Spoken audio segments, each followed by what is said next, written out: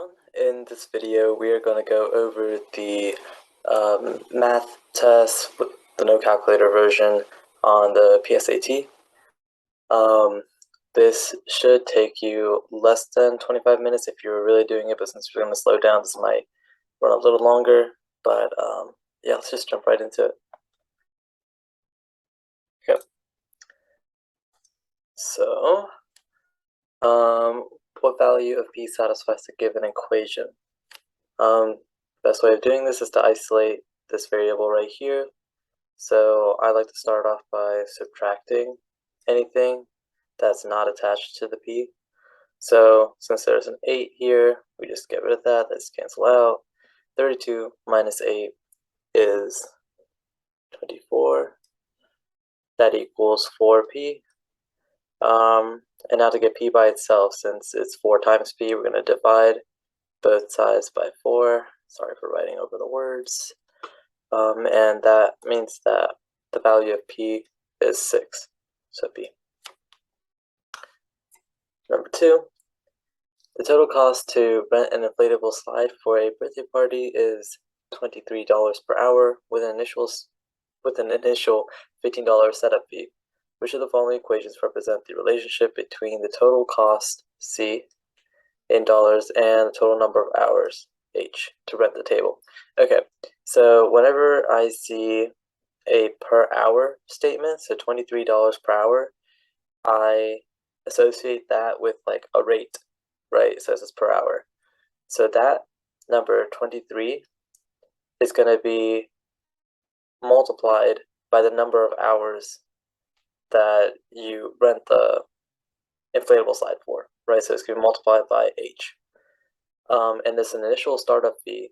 And so since there's just an initial fee and you don't, that fee isn't asked for every single hour or by another variable, we add that just as a constant. So plus 15, and that equals the total cost, which is C. So the answer is D. Okay. Number 3. Which expression is equivalent to y minus 4 times y plus 5? These are binomials, and so you can use the FOIL method. So the FOIL method is, maybe I should write this a little bigger. Just thought about that, in case you guys are watching this on your phone or something. Okay. So the FOIL method is to do first, then the outside, then the inside, and to do the last. So what I mean by that is the first term of each parenthesis. So you do y times y, which is y squared. Then you do the outside, so y times 5, which is plus 5y. Then you do the inside, which is a negative 4 times y, which is minus 4y. And then finally, you're going to do the last part, so negative 4 times 5, which is negative 20. Since these terms are are both y, they're common terms, so you can actually add these two up. So this simplifies down to y squared plus y minus 20. And that is B. Okay, number 4. The function f is defined by fx equals 5x squared plus 2x plus 5. What is the value of f2? So if you notice a format, this 2 replaces where the x was. So all you're going to do is substitute in a 2 everywhere you see an x. So here, I see an x there, so I put a 2 there. 5 times 2 squared plus 2 times 2 plus 5. And now you got to do order of operations. So in this case, exponents is going to be the first thing we do. 2 squared is 4. So it's 4 times 5. that's actually 20 plus 4 plus 5. So 20 plus 4 plus 5 equals 29. Cool. Okay, let me zoom out just a little bit for this one. Okay, so the table gives some values of x and the corresponding values of gx. Which of the following could be the graph of y equals gx in the xy plane? Sometimes I think this is a little bit of jargon, or it's a little redundant. Essentially, that just means that you can replace this with y, since this is an xy plot. It's just this part's a little is meant to confuse some people, but it's fine. We'll just move on for that. 0. So these are all coordinates. This little table right here, you can think of these x, y values as a coordinate. So let me just write these coordinates out. Okay. So -3, 2. So if you go 1, 2, 3, 2, that's where it's supposed to be. And since that's not on this one, we can eliminate this graph already. How about this one? -3, 2. Okay, that's there. How about the next one? 0, -1. 0, -1. Okay, that's there. How about this one? 3, 1. 1, 2, 3, and then +1. That's where it's supposed to be. Since it's not there, we can cross that out as well. Okay, let's scroll down a little bit. Here we have -3, 2, 1, 2, 3, and +2. Okay, we have that. 0, -1, 0, -1. Okay, it's not there. We can eliminate this. So at this point, I can already choose this, but just to be safe, I'm just gonna look at it. -3, 2, 1. Oops, sorry. 1, 2, 3, 2. There we go. 0, -1, 0, -1. There we go. And 3, +1. 1, 2, 3, +1. So that checks out, and the answer is D. Okay. The function f is defined by f of x equals 3x plus 2. Which of the following is the graph of y equals f of x in the xy plane? So basically, which one of these graphs is this equation right here? So this is our y-intercept. This formula is actually written in the slope-intercept form. And I'm just showing that slope-intercept form, okay, which is y equals mx plus b. This is the slope, and this is the y-intercept. So our y-intercept is 2. So which ones don't have that? A doesn't have that because that's a y-intercept of 3. C doesn't have that, that's a y-intercept of 3. Okay, so now it's between B and D.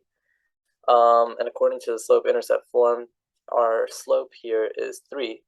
So which one of these has a positive slope, positive 3 slope? Okay, well, if I look at this, this is, and the way you determine if a slope is positive or negative is you go from left to right, and if the thing is going up, if the line is going up, then it is positive. If the line is going down, then it's negative. So in this case, it's going positive, and it's actually going, for every 1 step to the right, it's going 3 steps up. So it's a positive 3. So that's actually what we're looking for. So the answer is going to be B. Okay, whoop. I think I was working that problem earlier. So let me just quickly erase that. That's a little embarrassing. But yeah, let's just pretend that we haven't seen this and we have no idea what the answer is. That is my bad, people. That is my bad. I'll probably edit this out. But maybe not.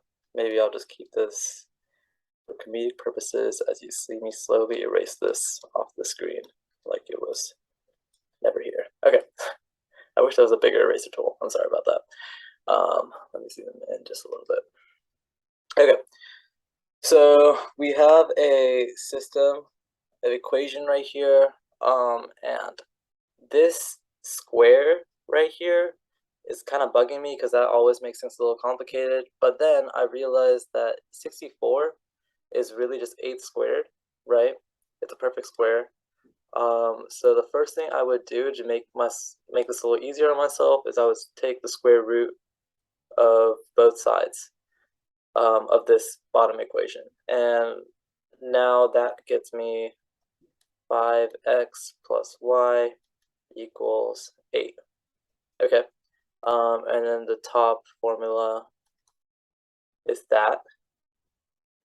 And so now when I look at it like this, I can actually see this being more like a substitution problem. So there's actually 3 ways that I've been taught to solve system of equation problems, and that is elimination, substitution, and graphing. In this case, since they tell you like since they already set it up to where you know exactly what the value of y is in terms of x, I'm just going to use it like that and do substitution. So I'm going to take this bottom equation, 5x plus y equals 8. And since I know what the value of y is in terms of x, I am going to replace this y with a negative 3x. So let me rewrite this. 5x minus 3x equals 8. Okay, great. Now I'm gonna, subtract this since it's like terms. 2x equals 8, and then my x equals 4. Make sure I did that right.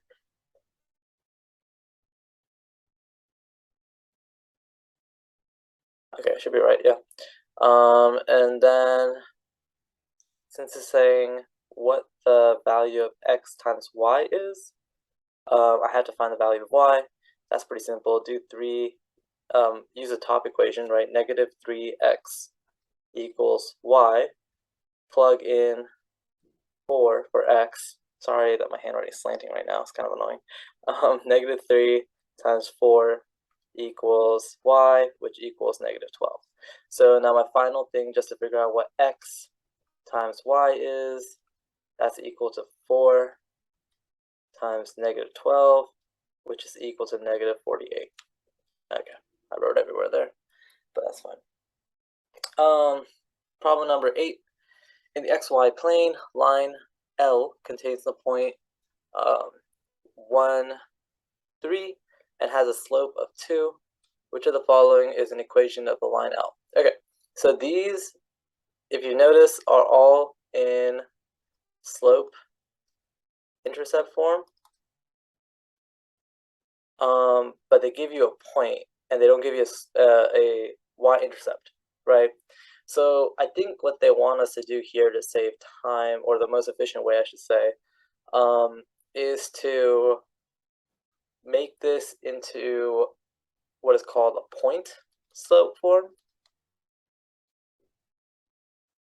And the formula for that is y minus y1 equals m times x minus x1.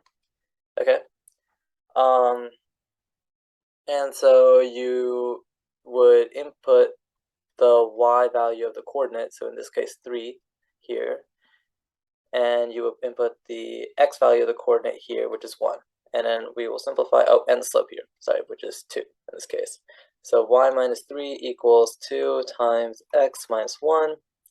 I want to distribute this out a little bit more, so I'm going to distribute it like that. Y minus 3 equals 2x minus 2. Add 3 on both sides to get y by itself. So y equals 2x plus 1. So it's going to be C here. Okay. How many different values of x satisfies the equation above? I'm just going to try solving for x and see if that helps with this one. Okay. So distribute that out. Minus 6 equals 3x plus 4. These two simplify to 4 minus 3x equals 3x plus 4. Okay, now I am adding 3x to both sides, and I'm subtracting 4 to both sides. So then I get 0 equals 6x, x equals 0. Okay, now some people, it's a little bit of a trick question. Some people see the 0 and it's like, oh, yes, none. But the fact that x does equal 0 in this case means that you do have a value for x. The value is 0, but that is still a value, right? So the actual answer would be B. All right, number 10. In the xy plane, the graph of a linear inequality contains the points 0, 2, 1, 1, 0, 4, 0. Which of the following could be the inequality? Okay, so there's a few different ways you could do this. Graphing sometimes helps, but since you don't have graph paper on this test, which is a real bummer in my opinion, it could take some time to actually draw like a good representative graph. So my recommendation for this one would literally just be to chug in and do like trial and error. I think it's somewhat fast since there's only really 2 equations. They just sort of flip the signs. So we're gonna see which one of these formulas is true for all 3 of these points. So for our first point, 0, 2, I'm going to put the 0 here, the 2 here. So that's 2 is less than or equal to 0 times negative 1/2 is still 0, so plus 2 equals that. So that's true. Dope.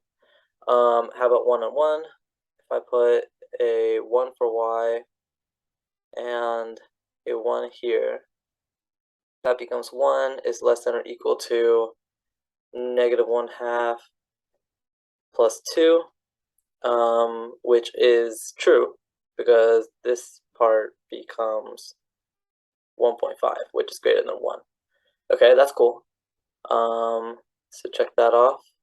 And now 4, 0. If I put 4 here, okay, 4 here, and a 0, oh, I'm sorry, that's the wrong place.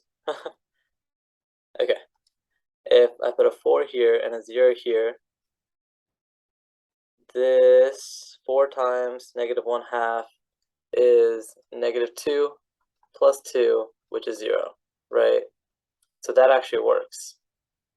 And I'm pretty sure the answer to that is A.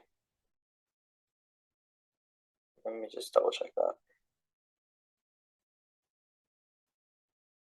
Okay, yeah, it's A. All right, so we got lucky. Trial and error worked for the first one. Sometimes you have to keep working on it and it ends up being D, but try to use some logic for that. Okay. Wow, lots of words. Sometimes you don't really have to read all that. I think it's a bunch of like bluff they got here, so I'm gonna just delete that. Okay. A parabola that models the data is also shown, which of the following functions P best models the recorded length in centimeters of spring as a function of the number of coils N in the spring? Okay, so N is the x-axis, your P is the y-axis. This thing right here just it gives you the range, so you're starting here at 5 for the value of N and you're ending at 75 for the value of N. Don't really worry about that too much in this case. We're trying to find the equation that matches this the most. Okay, so sometimes what I like to do for these problems, I like to choose a point that I like. So this one seems nice because it's like 30 and maybe 20. Okay, so I'm just going to put that 30, maybe, oh, that looks like a negative sign. Sorry. We'll just say 30, 20-ish, right? And so now I'm just going to put in the value of 30 for N. So N equals 30. And see which of these formulas produces something that's around 20. Okay, one thing I know though is 30 squared is 900. Okay, the way I know that, 3 squared is 9. You have 2 extra zeros, so add 2 extra zeros right there. So that, well, this part isn't right, but you know, that's the way I was thinking about it. So basically, if I know that 30 is N and 30 squared is 900, that means this is going to be 900, and that's for sure not going to equal to 20. This is going to be 900. That's for sure still not going to equal to 20, even though you're going to subtract, like, I don't know, like whatever 1.3 times 30 is. It's not going to be significant enough to drop it to 20. This maybe, I don't think so. And the way we can just do that real quickly is 900 times 0.24. And I'm just going to do the math for that real quick. 0, 0, 36. Put a 0 there. 0, 0, 18. 0, 0, 6. 1, 2. And you're going to put 2 decimals right there. And the 2 decimals right there means that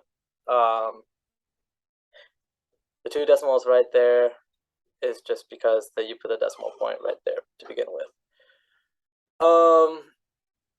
And clearly, like, this isn't close to the 20, right? But what I do notice is that if you go one more decimal point right there, you get something that's close to 20, and this is one more decimal point, you know. If you move this decimal point right there, that's what you get for D, like that. So that's the equation right there. Kind of janky, I know. Very sorry about that. That's kind of the way I just thought about it, though. So, all right, a scholarship program increases the total value of a scholarship awarded by each year by 7% of the total value awarded the previous year. So every single year, there's a 7% increase in the total scholarship value. So on the third year, this is important, third year of the program, the total scholarship was $750,000. Okay. Which of the following equation best models the total value of scholarships awarded in dollars in the nth year of the scholarship program? So nth is a variable here. It's like 7th year, 6th year, whatever, right? So something that this tells us is that when n is 3, your scholarship amount was $750,000. Okay, great. So we don't actually know what the initial starting point is, but this is not the initial starting point. Okay, this is not when n equals 1. That's not what this value is. So one thing we have to be cautious of is that with these type of equations, you put the starting amount, you put the starting amount, and then you put the increase percentage, I guess, in the form of a decimal, and then to the nth power. Okay, but because of this third year stuff, this little trick thing, you have to make sure that there's an n minus 3 to get you to that initial for you to get to that initial point. Wow, that was a mouthful. Anyways, you also have to make sure that you're putting a 1.07 instead of a 0.07, because if you have $100 and you're saying that it increases by 7% and you multiply it by 0.07, you're only going to be left with $7, which is not an increase in scholarship, but it's a decrease in scholarship, right? So these are clearly not the options, and we have to do an n minus 3 just to make sure that you're saying the correct year. So what I mean by that is, let's say you're trying to do the 4th year, right?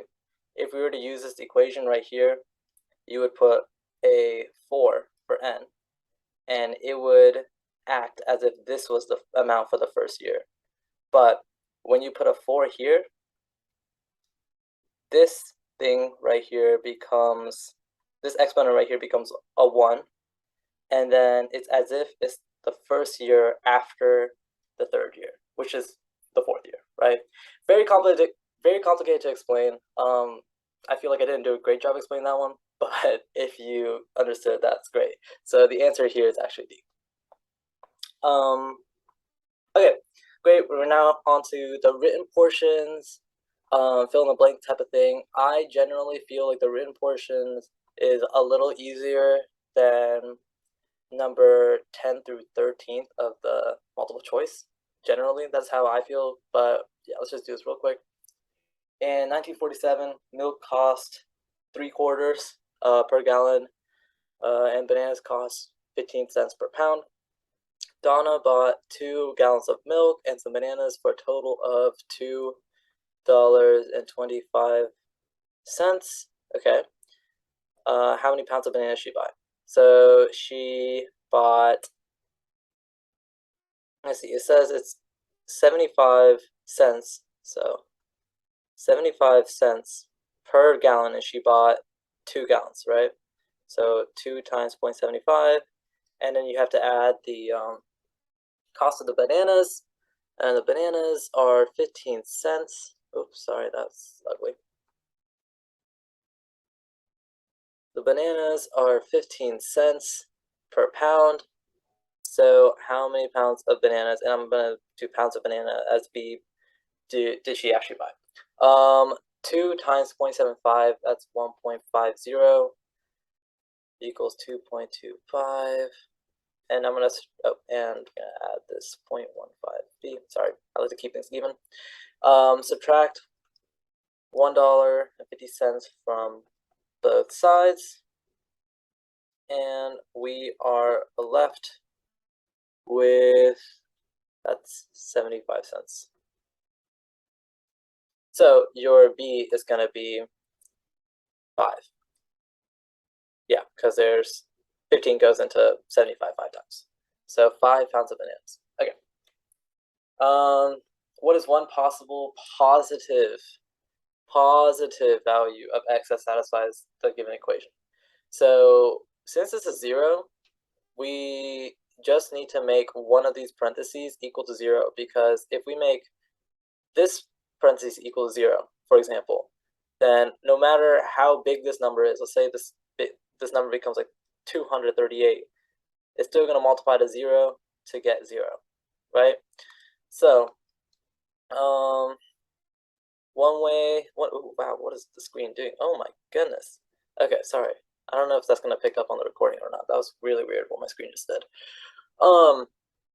So one way we could just do this is we could try to figure out how, for each one of these, or for one of these parentheses, how can you make that parentheses equal 0? So x minus 4, okay? X minus 4 equals to 0, because we're trying to set this parentheses equals 0. Add 4 on both sides. X equals positive 4. Okay, great. So that's one option, positive 4. Let's try with this one. So for this equation, if we put a positive 5 here, positive 5 minus 5 is 0, right? So positive 5 works. How about here? Could we put a positive 3 and have it equal to 0? No, because that equals to 6, right? So for this parentheses right here, you would need to put a negative 3 for x in order for it to equal 0. And negative 3 is not a positive value, right? So that's not going to be one of our answer options. Okay.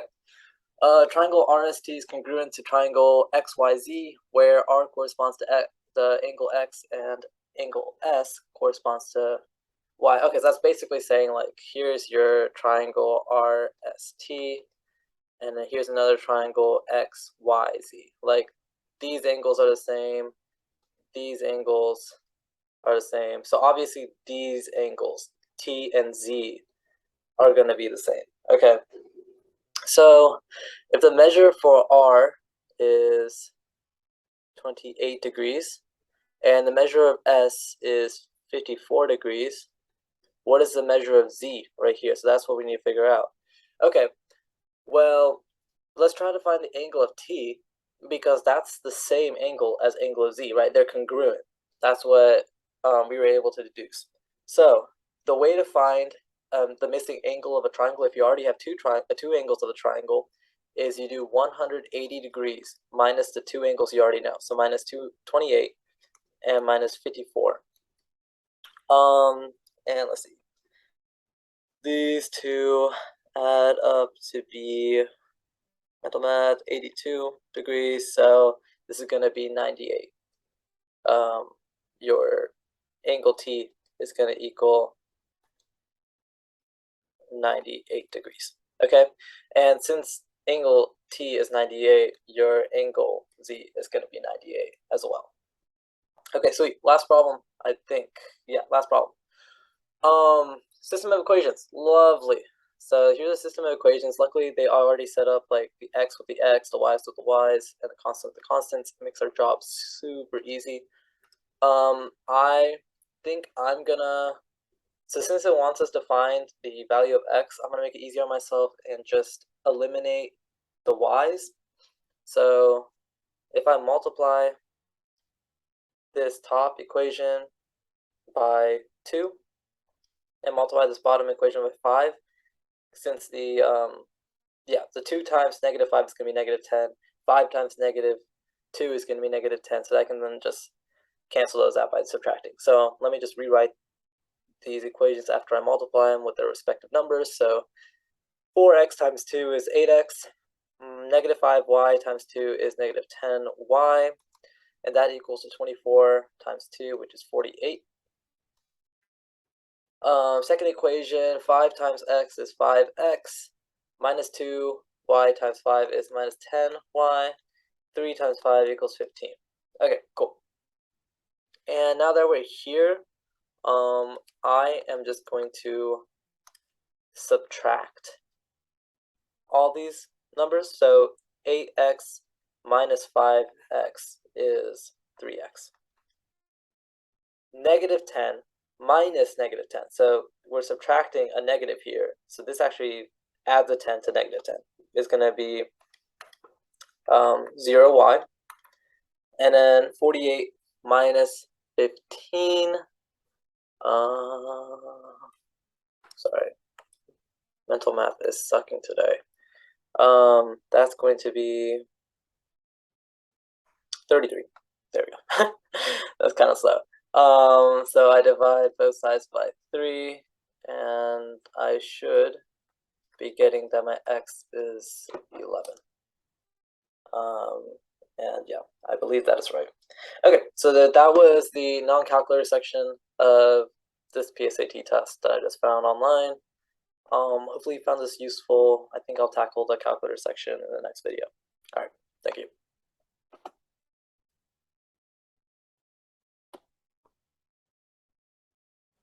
Okay, looking back at this paper, I just realized that I completely skipped over problem number 11. So let's just quickly tackle that one. So for the given function g, which of the following equivalent forms shows the y-coordinate of the y-intercept of a graph of y equals gx in the xy plane as a constant or coefficient? Okay, this is kind of the key part. Sorry, I was sort of mumbling that. Basically, so these two things are the key part. Which one of these equations has the y-intercept of this equation as a constant or coefficient? That is what this problem is asking, and it's asking it in such a complex way. So let's just, once you figure that out, it's really not too bad. You have to find the y-intercept of this equation up here, and in order to do that, you have to put in a 0 for x. So g of 0 equals 1/5 times 5 to the power of 0 plus 4. Okay, so that simplifies to 1/5 times 5 to the 4th power. Really, that means that we're doing 5 to the 3rd power because you're dividing by 5. And 5 to the 3rd power is 125. So which one of these problems has 125 in it? Hey, that has 125 in the equation. And it's I guess it's a coefficient. Yeah, it's a coefficient in this case. So yeah. Okay, simple as that. Thank you for watching.